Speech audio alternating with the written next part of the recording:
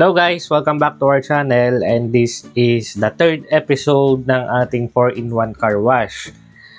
Dito sa video natin today is ipapakita ko sa inyo yung nagse-save na sa kanyang EEPROM. So ibig sabihin nun, yung ating data na galing sa ating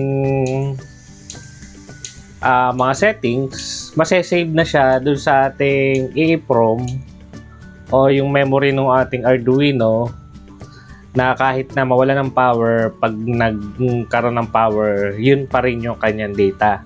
Kung makikita nyo kasi dati na kapag nawalan ng power yung ating sa last episode 2, yung kung ano yung nakaprogram sa ating Arduino Uno, yun yung lumalabas na settings niya. Pero dito sa ating third episode, papakita ko sa inyo yung nagse-save na yung kanyang settings dun sa ating Arduino. So halimbawa ito, yung tap water natin, gagawin natin 20 seconds ang time, and then ang next natin, dagdagan lang natin ng tigpa 5 seconds ang ating time sa bawat services na ating ino-offer. And then itetest natin kung mawala ng power o kaya i-reset natin yung Arduino, kung yung data natin dito ay yun pa rin. Okay? So kung makikita nyo dito, bago natin i-reset, yan, 20, 55, 45, at saka 25. I-reset natin yung ating Arduino. Dapat ang lalabas pa rin dyan ay yung ating last na sinave. Okay?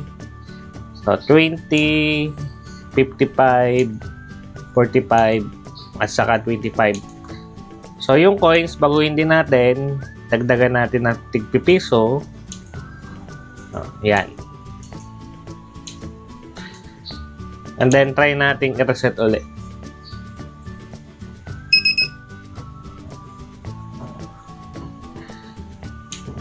So you can see here guys, nasa-save yung kanyang mga nakaset sa kanya. Hulugan natin ngayon to. So may 5 piso tayo. So services lang natin na available is yung ating tap water. So 20 seconds. And then, ang natitira is yung 3 pesos. Since in-increase natin ng 2 pesos yung kanyang sa tap water. Okay. Yung code natin, i-upload natin. Pag naka 10 likes man lang ang video na to, para maging reference nyo ang ating video tutorial nito. Medyo maikli lang siya dahil nag-integrate lang tayo ng memory doon sa ating system.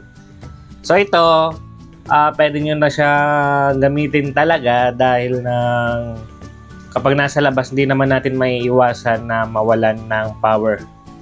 Okay, thank you guys for watching, and please subscribe to our channel. Huwag nyo kakalimutang i-like ang ating mga video kung gusto nyo, and i-share sa ating mga naghahanap ng ganitong mga projects. And good luck po sa mga project natin, and bye-bye na muna.